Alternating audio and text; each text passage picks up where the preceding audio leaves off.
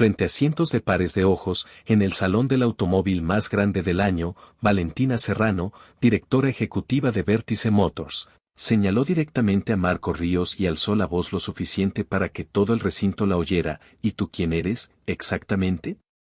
Un mecánico que entró de la calle. Las risas se extendieron por la sala. Las cámaras se giraron. Marco no dijo nada. Asintió en silencio, dio media vuelta y salió del stand sin una sola palabra, con paso firme y pausado, como si la sala se hubiera hecho algo a sí misma en lugar de a él.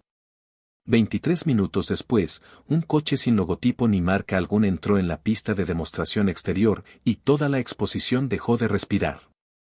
Sigan escuchando para descubrir qué era ese coche y por qué Valentina Serrano no podía apartar la mirada de él. El Salón del Automóvil de Detroit llegaba cada octubre como una religión para la industria, una reunión de creyentes que rendían culto al altar de la velocidad, el diseño y el dominio del mercado. Ese año, la muestra ocupaba por completo la nave principal del Cobo Center, un espacio lo bastante amplio como para tragarse 3 campos de fútbol, inundado de una iluminación de estudio que convertía cada superficie cromada en un espejo y cada acreditación de prensa en una pequeña declaración de pertenencia. Se oía el pulso grave de la música ambiental con graves potentes, el olor limpio y agudo del caucho nuevo, y el murmullo constante de gente que interpretaba su propia experiencia ante los demás. Los periodistas del sector se movían en manada. Los representantes de las marcas ensayaban sus argumentarios en los rincones.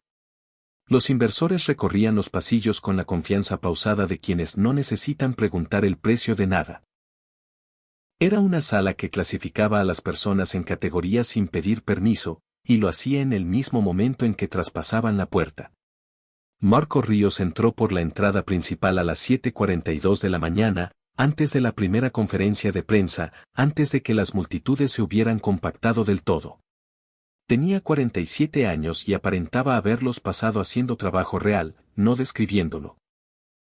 Vestía una camisa azul claro de botones, pantalones caqui y zapatos de cuero bajo con los tacones desgastados en el borde exterior, el andar de alguien que pasa largas horas de pie sobre hormigón, no de alguien que se planta ante un atril. No llevaba bolsa de cámara, ni equipo de grabación, ni kit de prensa. Bajo el brazo izquierdo llevaba una fina carpeta de Manila, ligeramente doblada en una esquina, de esas que se transportan, se dejan y se vuelven a transportar tantas veces que ya no se pueden contar. Su credencial de prensa estaba prendida en el bolsillo de la camisa, una renovación anual que había mantenido por costumbre mucho después de haber dejado de necesitarla para alguna institución en particular. Simplemente nunca había visto una razón para dejar de hacerlo. Se movía por el piso de exhibición con un propósito que era fácil pasar por alto precisamente porque no era fingido. Se detuvo ante un expositor de un híbrido europeo durante aproximadamente 3 segundos, con la vista viajando desde el diseño de la entrada de aire hasta el despeje del paso de rueda, y luego continuó caminando. En el stand de un fabricante alemán se agachó ligeramente, inclinando la cabeza para mirar a través de la rejilla inferior la infraestructura de refrigeración escondida tras ella. Ese tipo de inspección instintiva que solo pertenece a ingenieros y mecánicos, y a nadie más. Ningún representante de la marca se le acercó. Ningún asistente comercial le ofreció un folleto.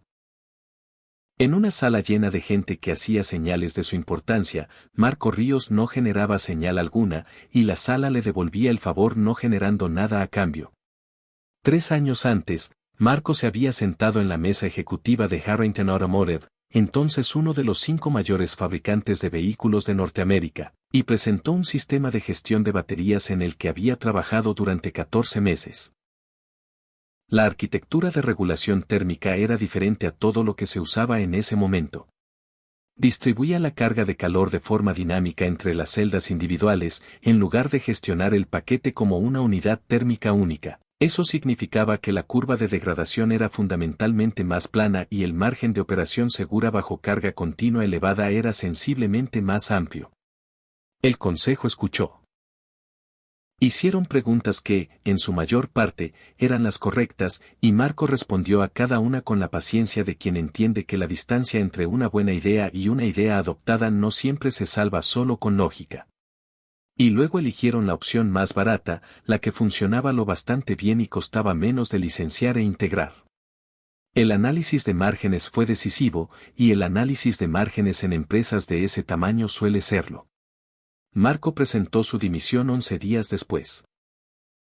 No estaba enfadado por ello, no de la manera que se enquista y cambia la actitud de un hombre. Simplemente estaba harto. Harto del cansancio particular de ver cómo la respuesta correcta perdía frente a la más conveniente, y consciente, con claridad y sin dramatismo, de que había llegado al límite de lo que estaba dispuesto a hacer dentro de sistemas que no eran los suyos. Se detuvo frente al stand de Verdes Motors, la instalación individual más grande del recinto. Vértice había diseñado su espacio como lo hacen las empresas con confianza, superficies blancas limpias, iluminación de acento en plata, y una pieza central que no necesitaba explicación. El Verdes Apex ocupaba el centro del expositor sobre una plataforma giratoria baja. Un sedán de alta gama totalmente eléctrico que había generado portadas en 4 continentes en la semana transcurrida desde su anuncio oficial. El diseño era llamativo, con líneas laterales fluidas y una caída del techo que sugería velocidad incluso en reposo. Una hilera de pantallas promocionales mostraba las especificaciones de rendimiento con grandes números sans serif. El personal se movía por el stand con uniformes carbón a juego, cada gesto calibrado y cada sonrisa sometida a carga. Marco se situó en el borde exterior del expositor y miró el coche como un médico mira una radiografía. No admirando la superficie, sino leyendo lo que había debajo.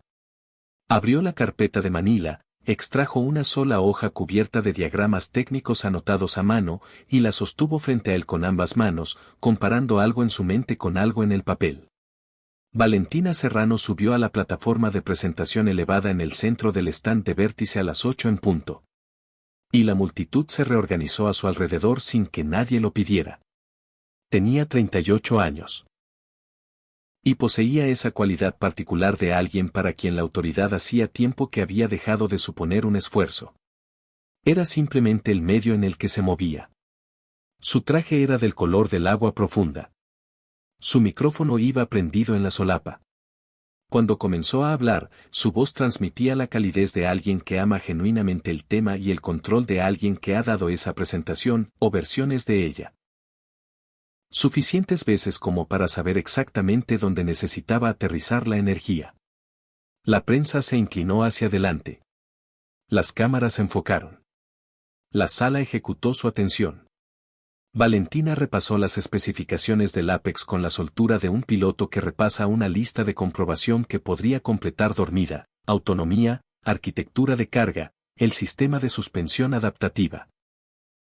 Y luego llegó a lo que describió como el sistema de integración térmica patentado por Vértice, un diseño de gestión de baterías, dijo, que representaba un enfoque completamente original desarrollado íntegramente dentro de la casa por su equipo de ingeniería. Citó el umbral de seguridad térmica, 62 grados centígrados bajo carga continua. Marco se mantuvo en el borde exterior del público y oyó esa cifra. No reaccionó visiblemente. Miró su hoja de diagramas, luego de nuevo el coche en la plataforma, y entonces levantó la mano. Era un gesto sencillo, palma abierta, brazo extendido a una altura moderada, el gesto de un hombre que había pasado años en salas donde se hacen preguntas. Valentina lo vio. Siguió hablando durante aproximadamente 10 segundos antes de hacer una pausa e inclinar la cabeza en su dirección. Gracias, dijo Marco, y su voz era uniforme. Señora Serrano, en la diapositiva que acaba de pasar, el techo térmico seguro del paquete de celdas figuraba en 62 grados centígrados bajo carga continua. Pero según la arquitectura del módulo en su comunicado técnico publicado, el paquete alcanzaría aproximadamente 71 a 74 grados centígrados a velocidades sostenidas superiores a 140 km por hora tras unos 8 minutos de demanda continua. ¿Podría explicarnos cómo el sistema de refrigeración activa gestiona esa diferencia? La pregunta era precisa. No era agresiva. Llegó a la sala como un mueble correctamente colocado, algo que encajaba y no podía moverse con facilidad. El público quedó breve y genuinamente en silencio. Valentina sonrió. Era la sonrisa de alguien que había manejado situaciones mucho más difíciles que aquella. ¿Y usted es?, preguntó. Marco Ríos. ¿Con qué organización? Independiente. Valentina dejó que su mirada recorriera la sala. Un barrido lento e inclusivo que convertía al público en colaboradores. Y luego volvió a Marco con una expresión de paciente diversión. Señor Ríos, dijo, creo que puede estar confundiendo nuestros materiales de marketing públicos con nuestras especificaciones técnicas internas. Mi equipo ha validado estas cifras en más de 3.000 horas de pruebas controladas. Siento curiosidad por saber qué ha validado exactamente usted, y dónde, en su taller. Las risas que siguieron no fueron unánimes, pero sí lo bastante fuertes como para importar. Un grupo de periodistas cerca del fondo se permitió el pequeño placer de reír. Dos miembros de Relaciones Públicas de Vértice intercambiaron una mirada que no era exactamente una sonrisa, pero era inconfundiblemente satisfecha. Marco no se rió. No se sonrojó. Sostuvo la mirada de Valentina durante 2 segundos completos, no era un desafío, solo una mirada, firme y tranquila, y luego bajó los ojos a la hoja doblada en su mano. Juntó los bordes con cuidado, marcó bien el pliegue y guardó el papel en la carpeta de Manila. 2 miembros de seguridad del recinto habían aparecido a ambos lados de él durante las risas, convocados por alguna señal que Marco no había captado. Uno de ellos le puso una mano en el hombro con la práctica estudiada de hombres cuyo trabajo consiste en mover a las personas sin forzarlas técnicamente. Marco no se resistió. Se ajustó el cuello de la camisa con una mano, aseguró la carpeta bajo el brazo y caminó hacia la salida al mismo ritmo pausado con que había entrado en el edificio. No miró atrás hacia la plataforma. No miró a las cámaras. Se movió entre la multitud mientras ésta se apartaba para él, y luego se fue.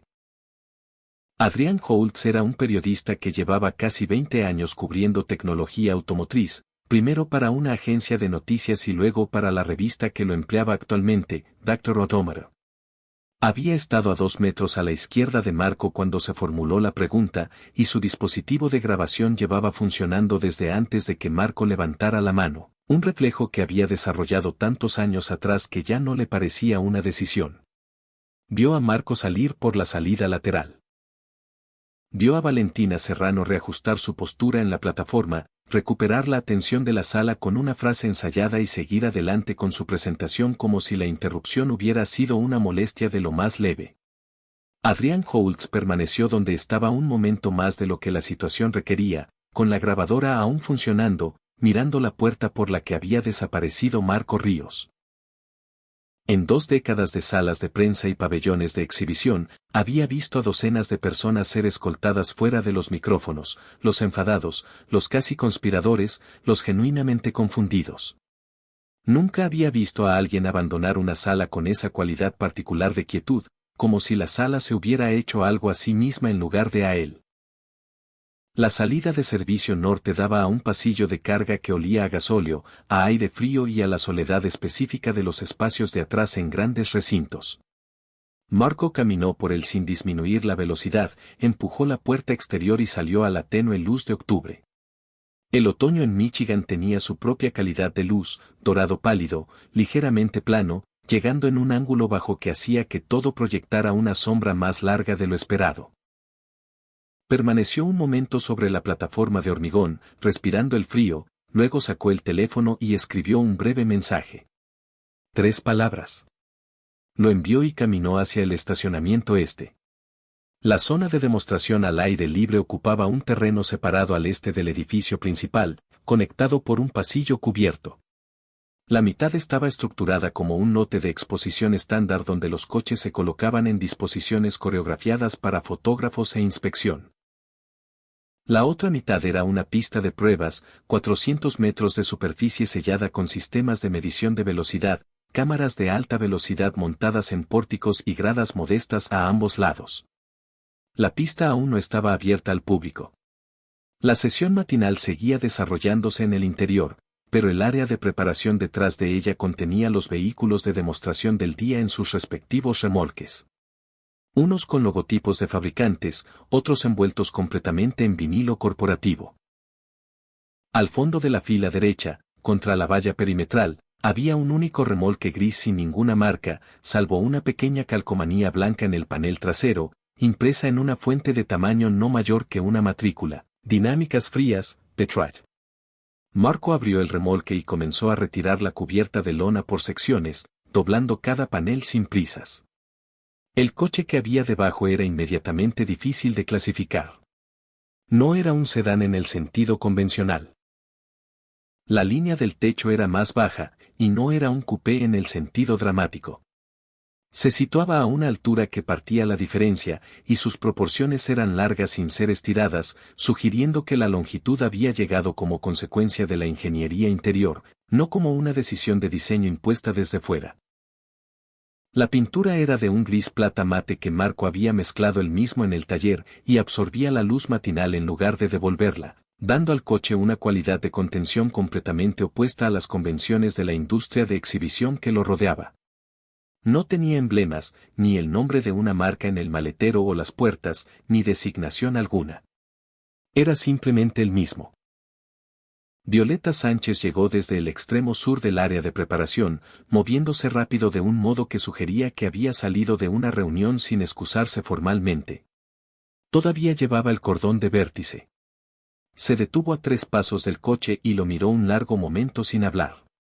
Violeta conocía a Marco Ríos desde hacía 15 años. Habían coincidido en Harrington durante 6 de ellos, trabajando en la misma división técnica durante un periodo en que Harrington aún invertía seriamente en el desarrollo de trenes motrices de nueva generación, antes de que decidiera, como las empresas de ese tipo suelen acabar decidiendo, que el costo de la seriedad era demasiado alto. Había seguido su trabajo a distancia desde entonces.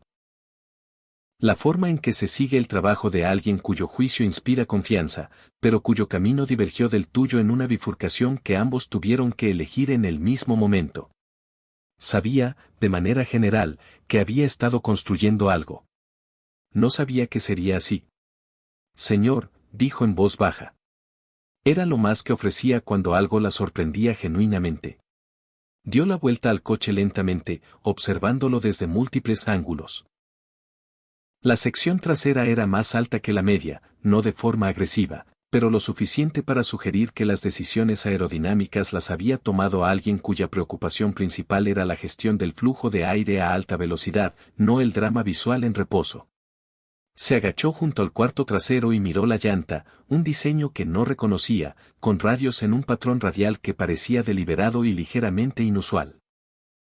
Cuando se incorporó y miró por la ventanilla del conductor, el interior la dejó paralizada. Todos los coches en la exposición, sin excepción, se organizaban en torno a una gran pantalla táctil central. Se había vuelto tan universal que ya no era una opción de diseño, sino un supuesto arquitectónico. El coche de Marco no tenía esa pantalla. Un conjunto de indicadores analógicos ocupaba el centro del salpicadero en una disposición apretada, complementado por una pequeña pantalla de 7 pulgadas colocada baja y ligeramente a la izquierda. Todo lo demás era material, metal, un tipo particular de composite con acabado mate en los paneles de las puertas y un par de asientos que parecían diseñados primero para la función y luego para la comodidad, habiendo llegado a ambas por la misma ruta. ¿No te preocupa que la gente no lo entienda?, preguntó Violeta. Marco estaba haciendo una comprobación final en la carcasa del motor trasero y no levantó la vista de inmediato. El coche no necesita ser entendido, dijo. Necesita ser conducido. Lo dijo sin inflexión, no como una declaración filosófica, sino como un simple hecho logístico. Violeta lo observó un momento. Había pasado los últimos 3 años trabajando dentro de una empresa que había aprendido a liderar con la narrativa, a contar la historia de la tecnología antes de que la tecnología estuviera completamente lista para contar su propia historia. Así funcionaba la industria ahora, y ella se había reconciliado con ello. Pero allí, junto a ese coche, junto a ese hombre en particular realizando una inspección previa a la carrera con el mismo cuidado que le habría dado en privado, en su propio taller, sin público alguno, sintió el contraste a un nivel que no pudo articular de inmediato. Le contó lo que había visto esa mañana. Después de la pregunta de Marco, después de las risas y el despido, dos ingenieros del equipo de baterías de Vértice habían intercambiado una mirada. Ella había estado lo bastante cerca para verla. No sorpresa, no desacuerdo, sino la expresión específica de personas que oyen una verdad expresada en voz alta y que ellos mismos habían tenido cuidado de no expresar en voz alta. La cifra de 71 a 74 grados centígrados no era un error de cálculo de Marco en aislamiento. Era una cifra que había aparecido en la documentación de pruebas internas 3 meses antes, señalada por el equipo de validación térmica en un informe que había sido revisado, anotado y, en el cálculo final de presiones de calendario y tiempos de inversores, apartado. El Apex se había lanzado en plazo. No me sorprende, dijo Marco. Cerró el panel de servicio de la carcasa trasera y se incorporó, secándose las manos con un paño que sacó del bolsillo trasero. No parecía enfadado, al menos no de la manera que se refleja en el rostro. Si acaso, parecía menos interesado en la información de lo que Violeta había esperado. Dobló el paño con cuidado y lo guardó. Antes de que ella se fuera para volver al edificio principal, Violeta se detuvo y le preguntó una cosa más. ¿Cuándo te inscribiste para el espacio de demostración exterior? Marco consultó su reloj, una pieza analógica sencilla, esfera negra, sin más complicaciones que una ventanilla de fecha, y la miró. Hace 6 meses, justo después de que la exposición anunciara que recuperaban la pista exterior este año. Ella asintió lentamente. El programa de demostración exterior había estado suspendido 2 años y se había reinstaurado solo en primavera. Marco se había inscrito en la primera ventana disponible, meses antes de que el Apex se anunciara públicamente, meses antes de que esa mañana en particular hubiera tomado su forma particular. Ella se alejó hacia el edificio sin decir nada más, y Marco volvió al coche y pasó la mano una vez sobre la línea del techo, comprobando la tensión superficial de una manera que era más sensación que inspección, como un músico que comprueba la afinación de un instrumento antes de salir al escenario. Valentina regresó al edificio principal sin mirar atrás. Dentro del stand de Vértice, el ciclo de presentación de la tarde ya se estaba configurando, diapositivas actualizadas, un paquete de prensa revisado, el engranaje particular del lanzamiento de un producto que aún tenía 2 días más de duración. Se movió entre todo ello con eficiencia, respondiendo preguntas de la prensa internacional con la fluidez de alguien que había memorizado la narrativa a nivel del sistema nervioso. Pero en un momento, a mitad de una frase en una conversación con un corresponsal de una publicación automotriz alemana, hizo una pausa de una fracción de segundo más larga de lo que la gramática requería. El corresponsal no lo notó. Valentina sí. A media mañana, la pista exterior se había abierto al público registrado, y las gradas se llenaban de abajo arriba.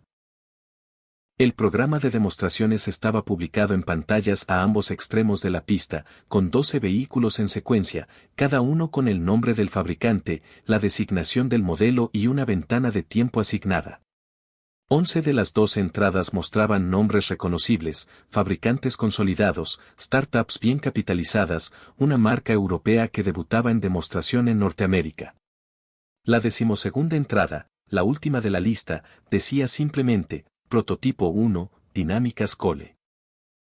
Varias personas en las gradas la miraron y luego se miraron entre sí. Ninguno había oído ese nombre antes.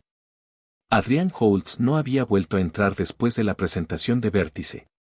En lugar de eso, había ocupado una mesa en la cafetería exterior cerca de la entrada de la zona de demostraciones y había abierto su ordenador portátil.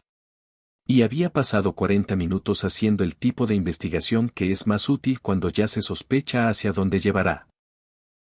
Escribió el nombre de Marco Ríos en la base de datos profesional de su publicación y leyó los resultados en el orden en que aparecían.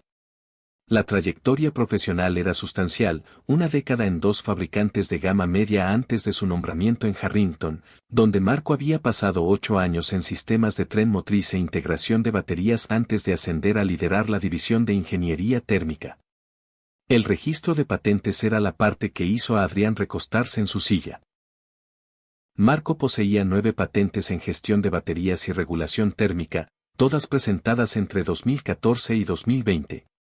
4 de ellas se habían vendido en 2021 a través de un intermediario de licencias tecnológicas llamado Grupo A.T. Meridian a una empresa de electrónica vehicular que posteriormente había firmado un acuerdo de suministro con Borders Motors. Adrián leyó esa frase 2 veces, luego cerró la computadora. Cogió su cámara y caminó hacia la zona de demostraciones. El equipo de certificación técnica del recinto inspeccionaba cada vehículo antes de autorizarlo a correr en la pista. El proceso era estándar: frenos, integridad estructural, sistemas eléctricos, cumplimiento de parada de emergencia.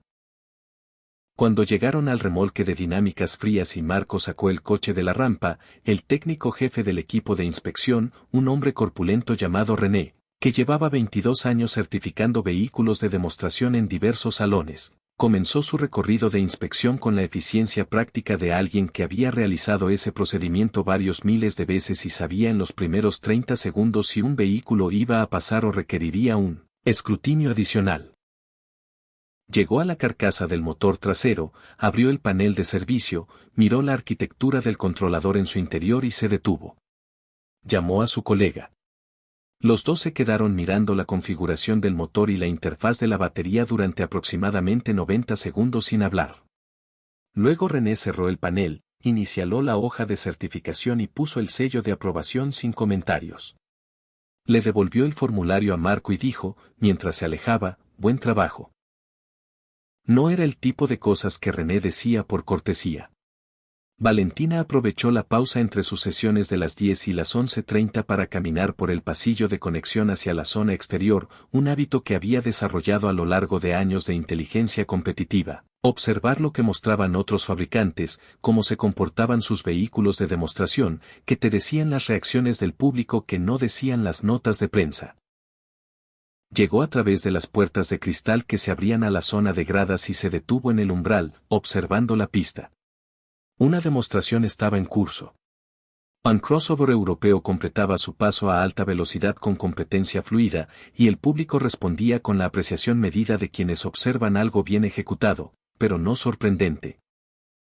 Valentina recorrió con la mirada el área de preparación, y su mirada se desplazó a lo largo de la fila de remolques hasta llegar al extremo opuesto, donde había un coche desconocido en la posición previa a la carrera. El acabado era inusual, un gris plata mate que no pudo identificar con ninguna paleta de producción actual, y las proporciones no eran inmediatamente clasificables. Se giró hacia su asistente. ¿De quién es ese coche? El asistente consultó el programa. Dinámicas Co. Una empresa pequeña, domicilio en Detroit. Sin perfil mediático. Valentina miró el coche durante unos segundos más, del modo en que mira todo lo que llega sin un contexto que ella ya haya asignado. Apunta como corre, dijo, y volvió a entrar para preparar su siguiente sesión. Violeta se había situado cerca de la estación de cronometraje en el punto medio de la pista cuando el sistema de megafonía anunció la última prueba de la sesión. No hubo introducción musical, ni paquete de video, ni un gran anuncio de marca. El operador del sistema leyó lo que ponía en el programa: Prototipo 1, Dinámicas Co. El coche salió del carril de preparación y se movió lentamente hacia la marca de salida, y el público en las gradas lo observó con la atención particular de quienes no saben aún lo que están viendo, pero son conscientes de que eso podría importar. El coche se movía sin sonido en ningún sentido convencional.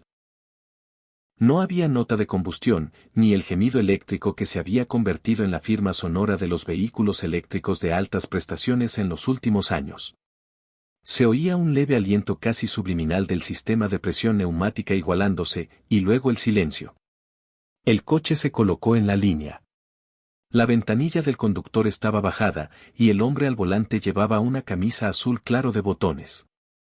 Sin casco, sin guantes de competición, sin indumentaria técnica de ninguna clase.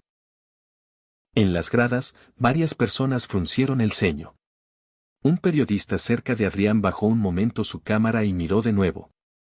Adrián reconoció a Marco desde 40 metros. Levantó su cámara y enfocó. El sistema de cronometraje contó hacia atrás en el formato estándar. La luz de salida recorrió su secuencia: amarillo, amarillo, verde. Y Marco Ríos pisó el acelerador de un coche que había construido él mismo a lo largo de 3 años en un taller alquilado en el oeste de Detroit, utilizando dinero de patentes vendidas y decisiones de selección de componentes que le habían llevado 8 meses de trabajo finalizar, y una geometría de suspensión que había calculado a mano antes de modelarla en software, porque creía en comprender las matemáticas antes de delegarlas en un programa. El coche se movió. Lo que ocurrió a continuación no fue simplemente rápido, aunque lo era. El sistema de cronometraje registraría 0 a 100 km por hora en 2,9 segundos, 3 décimas más rápido que el Rhodes Apex en el mismo carril una hora antes. Lo que atrapó la atención del público no fue la cifra, sino el carácter de la aceleración, el modo en que ocurría. No había drama, ni agresividad, ni sensación de fuerza liberada de su contención. El coche simplemente iba. Los 4 motores, uno en cada rueda, controlados independientemente, coordinándose mediante un software que Marco había escrito él mismo durante 16 meses de trabajo nocturno, producían una distribución del par tan fluida y continua que el coche seguía la superficie como el agua sigue una superficie, siguiendo su cauce natural sin interrupción ni corrección. Las cámaras de alta velocidad montadas en las pórticos registraron lo que el ojo solo podía captar parcialmente. Los 4 neumáticos mantuvieron contacto pleno con la superficie sellada durante toda la fase de aceleración, sin los pequeños eventos de deslizamiento fraccional que están universalmente presentes en vehículos de alta potencia ejecutando una aceleración máxima. No era un truco mecánico. Era una consecuencia del sistema funcionando como había sido diseñado para funcionar. En la marca de 200 metros, sin previo aviso y sin ninguna instrucción de los oficiales del circuito, Marco ejecutó una frenada de emergencia total seguida inmediatamente de una transferencia de peso de 90 grados, una maniobra que, en la mayoría de los vehículos de altas prestaciones a esa velocidad, produciría un evento de corrección significativo que requeriría intervención del conductor para resolverlo. El coche entró en la transferencia de peso, rotó 31 grados de guiñada y volvió a la línea central en 4 segundos sin ninguna corrección de dirección visible por parte del conductor. El público en las gradas había estado en silencio durante la fase de aceleración, del modo en que el público a veces está en silencio cuando ocurre algo que no puede procesar de inmediato. Cuando el coche volvió a la línea central y continuó por la pista como si nada digno de mención hubiera ocurrido, alguien en la sección superior empezó a aplaudir. No era el aplauso entusiasta de una sola persona que representa su reacción, sino el involuntario, el que comienza antes de que las manos sepan que se están moviendo. Se extendió del modo en que ese tipo de aplauso siempre se extiende, porque no se elige. Valentina Serrano había vuelto a las puertas de cristal. No recordaba haber tomado la decisión de volver. Estaba en la sala de preparación revisando notas para la sesión de la tarde cuando algo que no habría podido nombrar con precisión la movió de nuevo hacia el pasillo, a través de la puerta y hacia la barandilla en la parte superior de la zona de gradas. Llegó justo para ver los últimos 100 metros de la prueba. Vio el coche cruzar la línea de meta y acelerar suavemente, internándose en el carril de desaceleración con la misma precisión pausada que había mostrado durante toda la carrera. Y entonces su asistente, de pie a su lado, le alargó una tableta con la transmisión de telemetría en directo del sistema de monitorización de la pista, una pantalla que el salón ponía a disposición de observadores técnicos acreditados. Valentina miró los datos. Miró una cifra en particular. La temperatura del paquete de baterías después de la prueba completa, incluido el evento de frenada de emergencia que había generado una carga térmica máxima, marcaba 58 grados centígrados, 4 grados por debajo del umbral de operación segura que ella misma había citado esa mañana en su propio escenario, frente a sus propias cámaras, con 3 años de credibilidad de vértice detrás de la cifra. No apartó la mirada de la pantalla de inmediato. A su lado, su asistente también miraba la cifra. Y los dos permanecieron en la barandilla en silencio mientras Marco Ríos detenía el coche por completo en la marca de preparación y abría la puerta.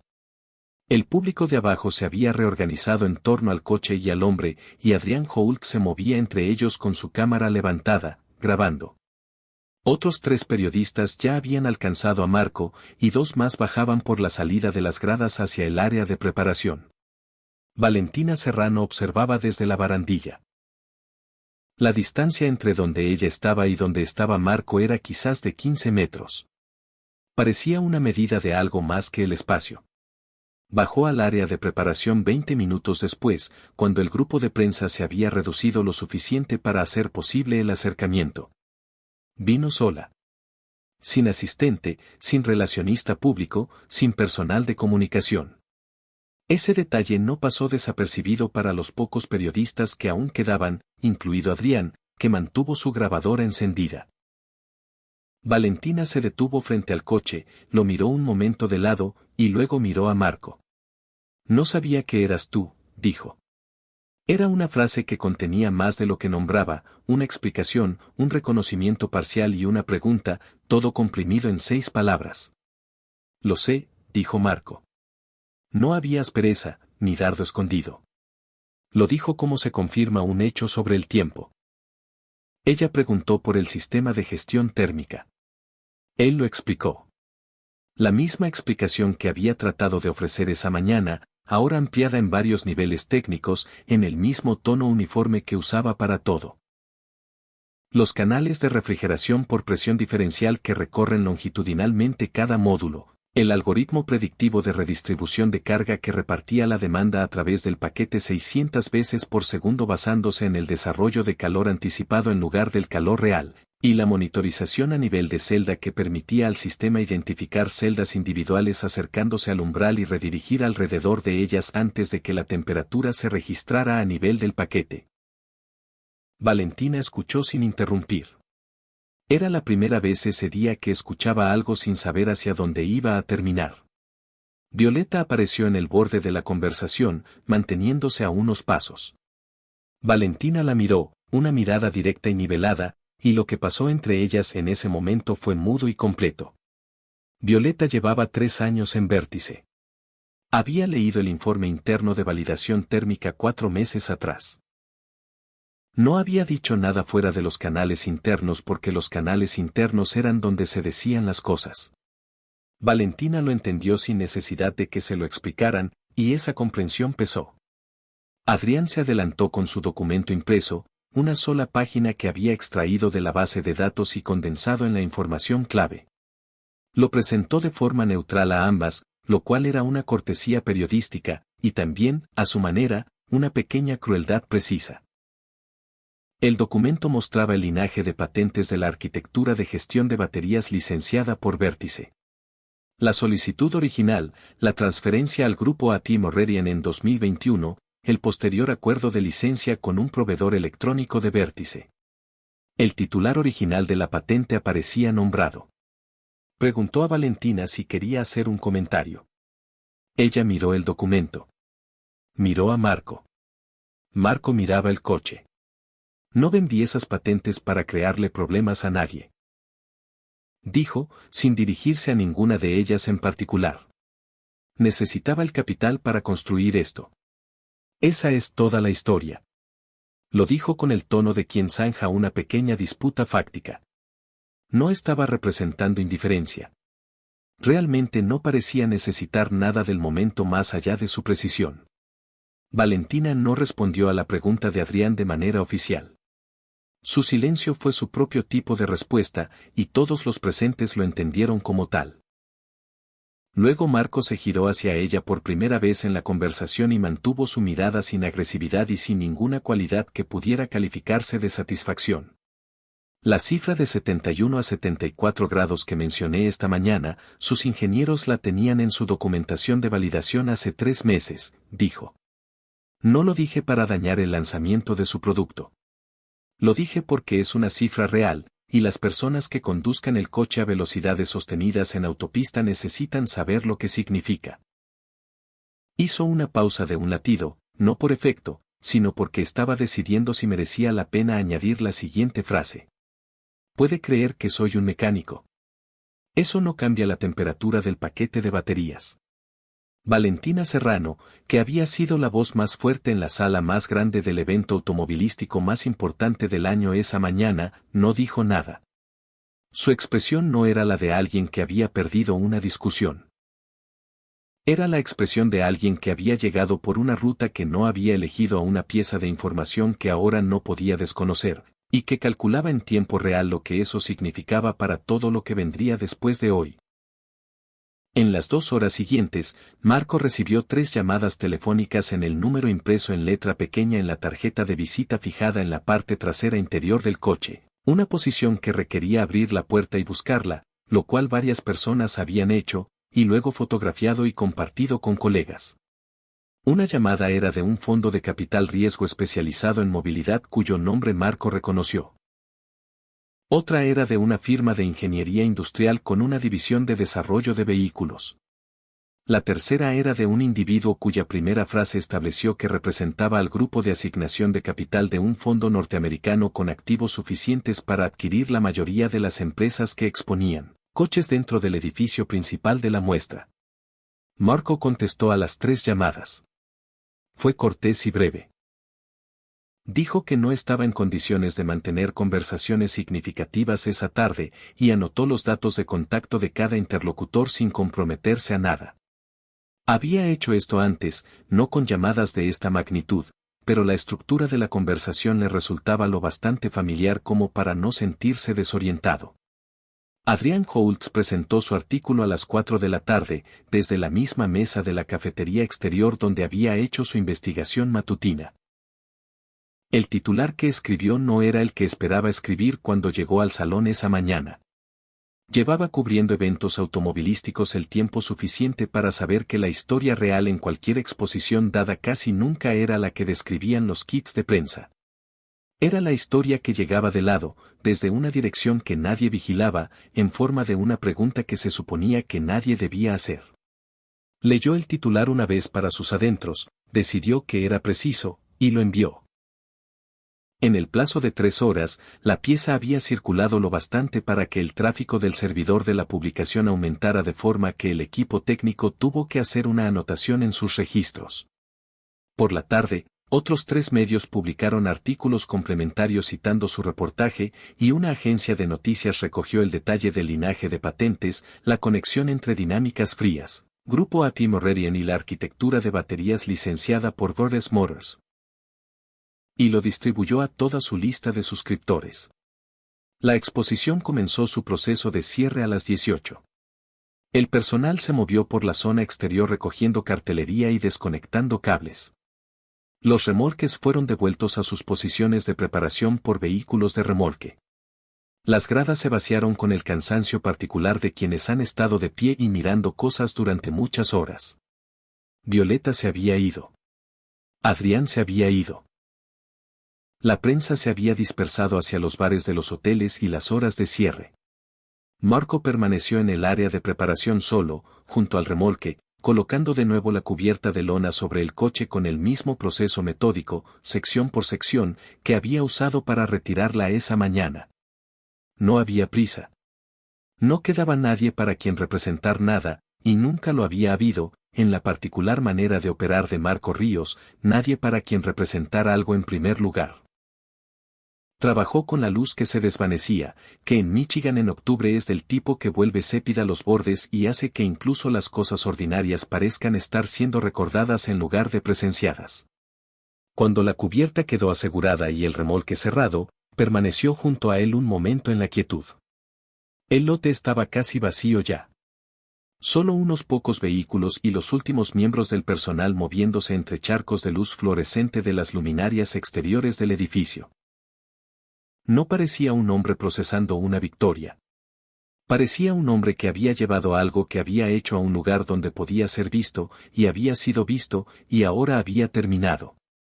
Caminó hacia la cabina del camión, arrancó el motor y sacó el remolque del lote a las 18:57 de la tarde, girando hacia el este por la carretera de acceso a la autovía, y apuntando hacia Detroit en los últimos restos de luz. El coche detrás de él no hizo ningún sonido mientras viajaba. Simplemente se movía, como él siempre lo había diseñado, en silencio, con eficiencia, a la temperatura que dictaran las leyes de la física, y ni un grado más.